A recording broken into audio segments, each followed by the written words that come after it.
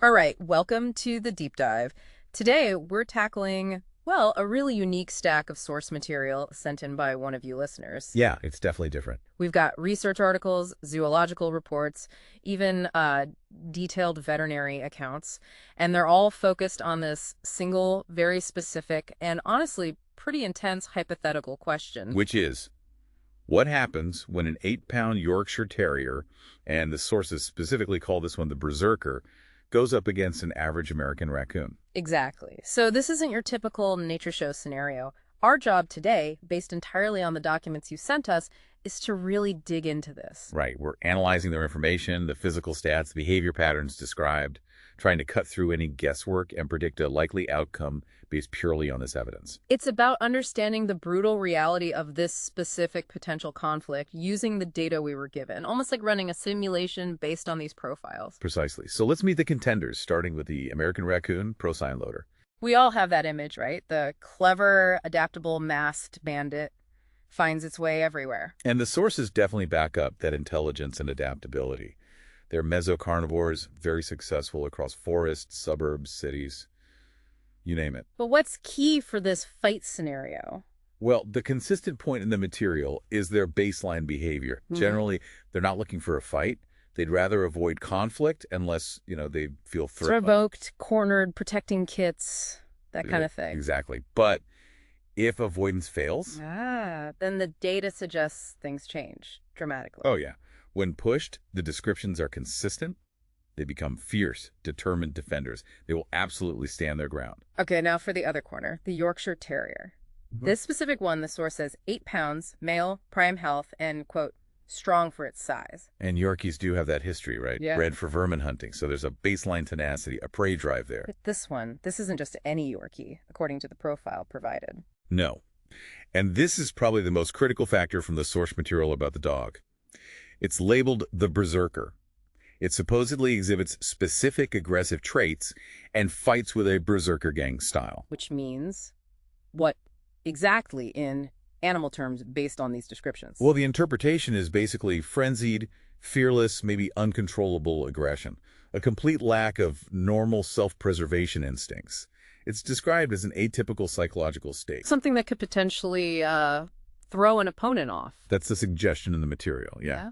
It might surprise an animal expecting a more standard dog reaction. Okay, so an intelligent wild animal, defensive but ferocious when necessary, versus a small domestic dog with innate tenacity dialed up to an extreme, almost unnatural level of rage. Let's break down the physicals from the sources. That size difference jumps right out. It's impossible to ignore, and the data makes it stark.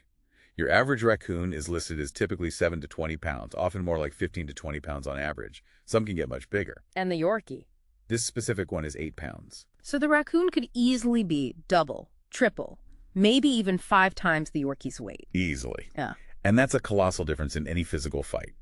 The sources emphasize how this impacts grappling, pure force, damage absorption, the momentum of an attack, everything. Okay, weapons check. Teeth and claws. What's the raccoon packing, according to the reports?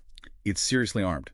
Sharp canines, yes, capable of nasty bites. But the claws get a lot of attention in these combat descriptions. How so? 5 sharp claws per paw, and crucially, they're non-retractile. Always out, always ready, used for climbing, digging, tearing, and defense.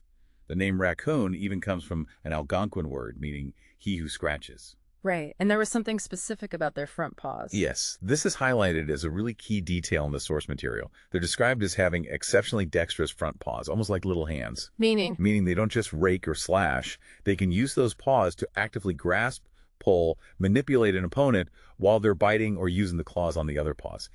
It adds this whole complex grappling dimension. Wow, okay. That ability to grapple and use claws at the same time sounds like a massive advantage. What about the Yorkie's arsenal? Well, it has standard dog teeth for its size.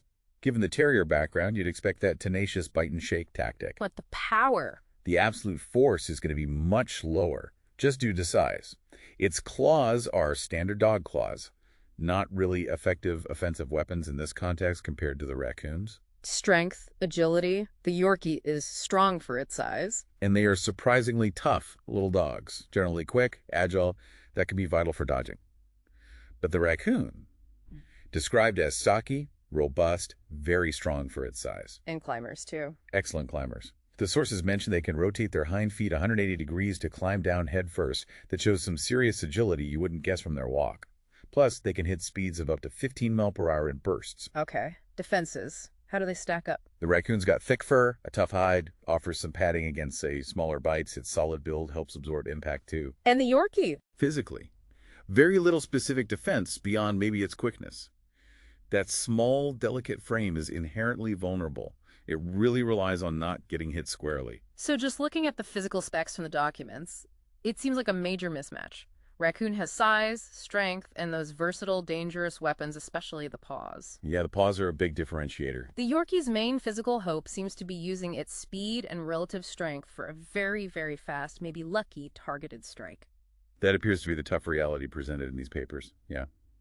Which brings us to the behavioral side, the actual fighting styles and tactics described. We know the raccoon prefers to bail, but if it's forced to engage, then the sources detail a clear escalation.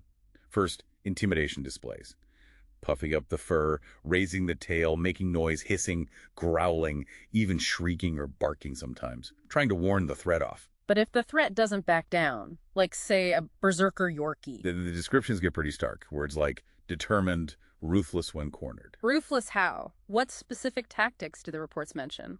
Vicious biting and scratching, for starters.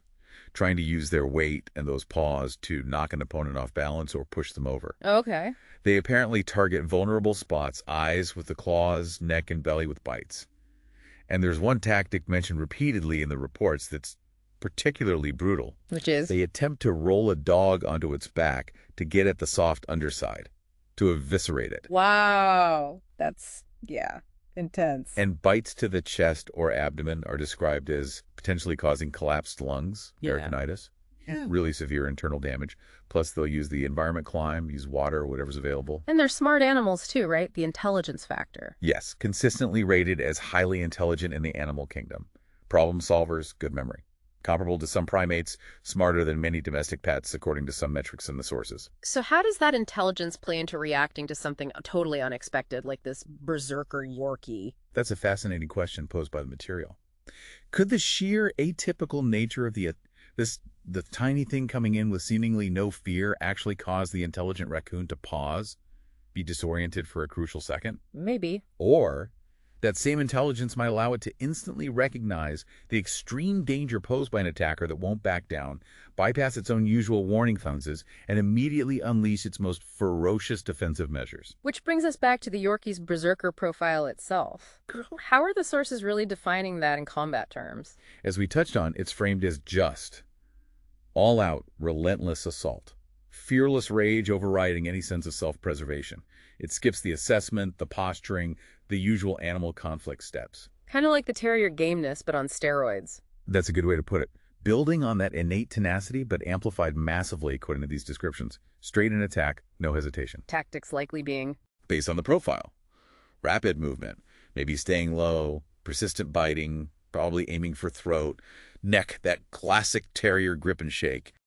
But the absolute defining feature is that lack of self-preservation. It keeps coming, even if injured. Which sounds brave, but drastically increases its own risk of taking catastrophic damage, especially against a well-armed opponent like the raccoon. So we have this psychological clash. The smart, calculating defender versus the tiny, furious, seemingly irrational attacker. What did the sources suggest that initial contact looks like? There's that possibility of initial shock or disorientation for the raccoon. Yeah. This just isn't how dogs normally act in confrontations described in the sources. It might buy the Yorkie an instant. But probably only an instant. Probably. The counter-argument from the data is the raccoon's intelligence and survival instinct kick in fast. It recognizes extreme threat, extreme response. So it might go from 0 to 100 on defense almost immediately. It sounds like those first few seconds are absolutely everything. A lightning-fast, brutal clash, the Yorkie's charge hitting the raccoon's instant full-force defense. Exactly. That rapid switch in the raccoon from potential surprise to using its weight, claws, teeth, grappling ability, everything is likely key. If the Yorkie doesn't land something decisive right then and there, the odds shift dramatically. The ingrained ferocity in those nasty tactics described in the reports would take over. Let's look at the real-world evidence cited. What do actual documented encounters tell us? Well, the accounts provided consistently show raccoons defending themselves vigorously, often inflicting serious, sometimes fatal, injuries on small dogs. Even bigger dogs can struggle. Yes, even large dogs aren't guaranteed an easy win and can get badly hurt. The specific anecdotes included things like an 11-pound Norwich Terrier that was attacked, targeted on the underside and head, suffered bad puncture wounds, and needed the owner to intervene. Okay. Another mention was a 90-plus pound Shepherd mix, where the outcome of the fight was described as not at all certain for quite a while. And dogs the size of, say, Chihuahuas are generally considered way too small and vulnerable in these sources. So even a normal small dog is in serious trouble, and bigger dogs don't just walk through them. That's the picture painted, yes. Yeah. And the veterinary reports included. They detail the typical raccoon-inflicted injuries. Multiple deep punctures and lacerations from both teeth and claws, broken bones, head trauma, eye injuries are specifically mentioned as a risk, and those severe internal injuries we talked about. Lungs, abdomen. Right. Now, the reports do note dogs can injure raccoons too, of course, but the pattern emphasizes the raccoon's ability to inflict widespread critical damage very quickly. And then there's, well, maybe the most sobering part of the vet reports, the disease risk. That adds a whole different dimension. It really does. And it's a critical factor highlighted in the medical sources provided. Raccoons are a primary rabies reservoir in many areas. Meaning any bite, any scratch. Carries that risk of transmission. Yeah. And rabies, if contracted by a dog that isn't vaccinated, or if the vaccine fails, is almost invariably fatal. Even if the dog somehow walks away from the fight itself. Yes. The prognosis is incredibly grim. But rabies isn't the only major concern mentioned. There's also raccoon roundworm, Belisascaris procyon. Oh, it's that? It's a nasty parasite. Dogs get infected by accidentally ingesting the eggs, usually found in raccoon feces, may be transferred during a fight. It can cause a devastating neurological disease, neural larva migrants. Brain damage, basically. Often fatal, especially in younger dogs. Good grief. So even if this Berserker Yorkie somehow managed to physically win or survive the fight, it could still very easily die later from a disease picked up in the encounter. The sources really underscore this. Canine distemper, leptospirosis are also mentioned as possibilities. The odds of severe illness or death after a fight, even if the dog seems okay initially, are presented as very high. Man, that really changes the calculus, doesn't it? Okay, let's try to synthesize all this. We've looked at the physicals, the fight styles, the real-world outcomes, the disease factor, all based on the listeners' provided material. What's the likely outcome of this specific hypothetical fight? Okay, bringing it all together. The raccoon clearly holds massive physical advantages based on this data. Size, strength, a tough build, and superior, more versatile weapons again. Those dexterous quad paws are a huge factor. Right. The Yorkie has agility. It's strong for its size, but its main distinguishing feature here is that extreme berserker aggression. Which seems like its only possible edge, that shock value, but also its biggest weakness. That's exactly how it comes across in the analysis of the sources. That berserker trait forces the Yorkie to stay in extremely close contact, constantly exposed to the raccoon's better weapons and brutal tactics. Its small body is vulnerable everywhere. While the raccoon's vulnerable spots, like the neck or belly, are things it fiercely defends. And raccoons are described as tough. They'll keep fighting even when injured. So let's weigh the probabilities based on this information. Scenario A, the Berserker Yorkie actually wins. According to the material, this seems the least likely. Lower probability.